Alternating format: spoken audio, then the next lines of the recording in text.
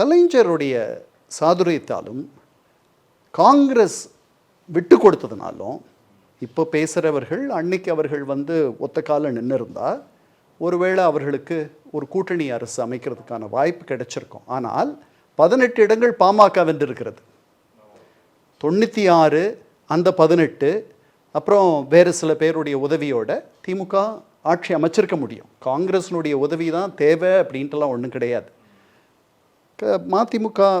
பாமக வெளியில் இருந்து ஆதரவு தராங்க, காங்கிரஸும் ஒத்துக்கிறாங்க.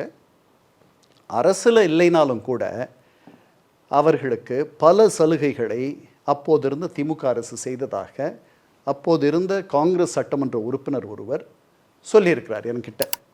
ஏன்னா ஒவ்வொரு முறை ஜெயலலிதா அம்மையார் அவர்களை பார்த்து மைனாரிட்டி அரசை நடத்துகிறார்னு சொல்லும் பொழுதெல்லாம் அந்த அப்போது இருந்த தமிழக அரசு இந்த காங்கிரஸ் உறுப்பினர்களையும் யாருடைய ஆதரவில் அந்த அரசு இருக்கிறதோ அவர்களை கவனித்து கொள்ளும் அப்படின்றத அந்த செய்தியை எனக்கு அந்த உறுப்பினரே, பழைய முன்னாள் உறுப்பினரே சொல்லியிருக்கார்.